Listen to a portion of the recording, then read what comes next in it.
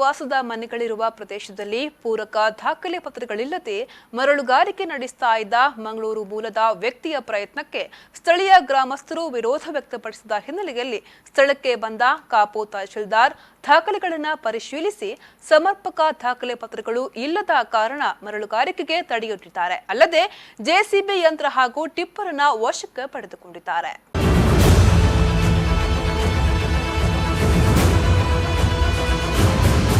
ಉಚ್ಚಿಲ ಬಡ ಗ್ರಾಮ ಪಂಚಾಯತ್ ವ್ಯಾಪ್ತಿಯಲ್ಲಿ ಕಳೆದ 2 ದಿನಗಳಿಂದ ಮಂಗಳೂರು ಮೂಲದ ಬಿ ನವೀನ್ ಮೆಂಡನ್ ಅವರು ಸುತ್ತಲೂ 10 ಮನೆಗಳಿರುವ ಪ್ರದೇಶದ ಖಾಸಗಿ ಸ್ಥಳದಲ್ಲಿ ಯಂತ್ರದ ಮೂಲಕ ಮರಳುಗಾರಿಕೆಯನ್ನ ನಡೆಸುತ್ತಿದ್ರು. ಈ ಬಗ್ಗೆ ಸ್ಥಳೀಯರು ಆಕ್ಷೇಪ ವ್ಯಕ್ತಪಡಿಸಿದಾಗ ಅವರ ವಿರುದ್ಧ ಪಡುಬಿದ್ರಿ ಪೊಲೀಸ್ ಠಾಣೆಗೆ ಲಿಖಿತ ಅರ್ಜಿ ನೀಡಿ ಪೊಲೀಸ್ ರಕ್ಷಣೆಯಲ್ಲೇ ಆ ದಿನ ಮರಳು ಸಾಗಾಟ ಮಾಡಿ ಯಶಸ್ವಿಯಾಗಿದ್ರು. ಇದೀಗ ಮರುದಿನ ಮತ್ತೆ ಮರಳುಗಾರಿಕೆ ಆರಂಭಿಸುತ್ತಿದ್ದಂತೆ ಸ್ಥಳೀಯರು 50ಕ್ಕೂ ಅಧಿಕ ಸ್ವತಂತ್ರ ಗ್ರಾಮಸ್ಥರು ಸೇರಿ ಮರಳು ಸಾಗಾಟಕ್ಕೆ ಮತ್ತೆ ತಡೆಯೊಡ್ಡಿದ್ದಾರೆ.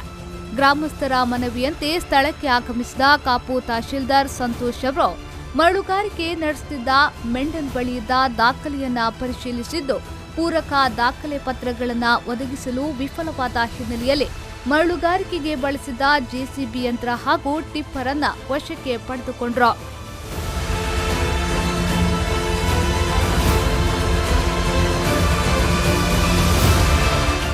ಈ ಬಗ್ಗೆ ಗಣಿ ಮತ್ತು ಭೂ ಇಲಾಖಾ ಅಧಿಕಾರಿಗಳೊಂದಿಗಿನ ಮಾತುಕತೆಯ ಬಳಿಕ ನಿರ್ಣಯ ಕೈಗೊಳ್ಳುವುದಾಗಿ ತಿಳಿಸಿದ್ದಾರೆ.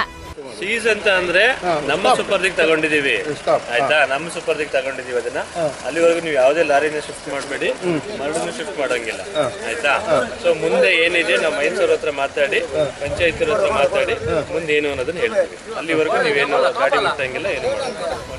ಸ್ಥಳೀಯ ನಿವಾಸಿ ದಿವ್ಯಾ ಎಂಬುವರು ಪ್ರತಿಕ್ರಿಯೆ ನೀಡಿ, ನಮ್ಮ ಮನೆ ಕಾಂಪೌಂಡ್ಗೆ ಹೊಂದಿಕೊಂಡೇ ಮರಳುಗಾರಿಕೆ ನಡೆಯುತ್ತಿದೆ.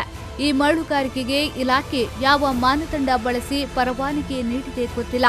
ಮನೆಯ ಅತಿ ಹತ್ತಿರದಲ್ಲೇ ಮರಳುಗಾರಿಕೆ ನಡೆಸುವುದರಿಂದ ಮನೆಗೆ ಅಪಾಯ ತಪ್ಪಿದ್ದಲ್ಲ. ಬಹಳ ಆಳವಾಗಿ ನೀರು ಸಿಗುವವರೆಗೂ ಗುಂಡಿ ತೋಡಿ ಮರಳು ತೆಗೆಯುತ್ತಿದ್ದು ಮತ್ತಷ್ಟು ಅಪಾಯವನ್ನ ಸ್ಥಳೀಯರಾದ ನಾವು ಎದುರಿಸುವಂತಾಗಿದೆ ಎಂದು ಹೇಳಿದ್ರು. ಯಾವ ರೀತಿ ಎಲ್ಲಿ ಯಾರ ಜೊತೆ ಪರ್ಮಿಷನ್ ತಗೊಂಡಿದ್ದಾರೆ ಅಂತ ನಮಗೆ ಗೊತ್ತಿಲ್ಲ. ನಮ್ಮ ಮನೆ ಇಲ್ಲೇ ಉಂಟು, ಇಲ್ಲಿ ತನಕ ತೆಗಿತಾ ಇದ್ದಾರೆ. ಆಲ್ರೆಡಿ ಇಲ್ಲಿ ನೀರು ಬಂದಾಗಿದೆ. ಇಲ್ಲಿ ಡ್ರೈನೇಜ್ ಸಮಸ್ಯೆ ಎಲ್ಲ ಬಂದರೆ ನಾವು ಚಿಕ್ಕ ಚಿಕ್ಕ ಮಕ್ಕಳನ್ನು ಇಟ್ಕೊಂಡಿದ್ದೇವೆ ಮನೆಯಲ್ಲಿ.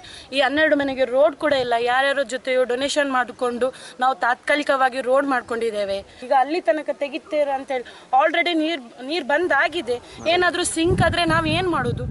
ಸ್ಥಳೀಯ ಗ್ರಾಮ ಪಂಚಾಯತ್ ಸದಸ್ಯ ದೀಪಕ್ ಅವರು ಮಾತನಾಡಿ, ಈ ಭಾಗದಲ್ಲಿ ಕಳೆದ 20 ವರ್ಷಗಳಿಂದ ಮರಳು ತೆಗೆಯುತ್ತಿದ್ದು ಮರಳು ತೆಗೆದ ಯಾವ ಹೊಂಡಗಳನ್ನು ಮುಚ್ಚದಿರುವುದರಿಂದ ಪ್ರತಿ ವರ್ಷವೂ ಈ ಪ್ರದೇಶದಲ್ಲಿ ಕೃತಕ ನೆರೆಯ ಹಾವಳಿಯಿಂದ ಜನ ತತ್ತರಿಸುವಂತಾಗಿದೆ ಎಂದರು.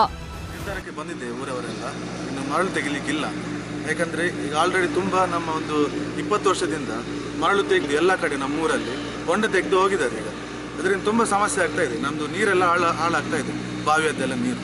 ಅದಕ್ಕೆ ನಮ್ಮ ಊರಿಂದ ಎಲ್ಲ ಊರಿನವರೆಲ್ಲ ನಮ್ಮ ಸೇರಿ ಊರಲ್ಲಿ ಮಣ್ಣು ತೆಗಿಲಿಕ್ಕೆ ಇಲ್ಲ ಅಂತ ಮರಳು ಹೋಗಿ ಇದು ಸಿಲಿಕಾ ಸ್ಯಾಂಡ್ ತೆಗಿಬಾರ್ದಂತ ನಾವು ನಮ್ಮ ಬದುಕನ್ನ ಕಸಿದುಕೊಳ್ಳುತ್ತಿರುವ ಈ ಮರಳುಗಾರಿಕೆಯ ವಿರುದ್ಧ ನಾವು ಪ್ರತಿಭಟಿಸುತ್ತಿದ್ರೆ ಸ್ಥಳಕ್ಕೆ ಬಂದ ಪೊಲೀಸರು ಯಾವುದೋ ಋಣಕ್ಕೆ ಬಿದ್ದವರಂತೆ ಮರಳುಗಾರಿಕಾ ರೂವಾರಿ ಪರವೇ ಬ್ಯಾಟಿಂಗ್ ನಡೆಸಿದ್ದು ಅಂತಿಮವಾಗಿ ಸ್ಥಳಕ್ಕೆ ಬಂದ ತಹಶೀಲ್ದಾರ್ ನಮ್ಮ ಹೋರಾಟಕ್ಕೆ ತಾತ್ಕಾಲಿಕ ಜಯ ಲಭಿಸುವಂತೆ ಮಾಡಿದ್ದಾರೆ ಎಂಬುದಾಗಿ ಪ್ರತಿಭಟನಾಕಾರರು ತಿಳಿಸಿದ್ದಾರೆ.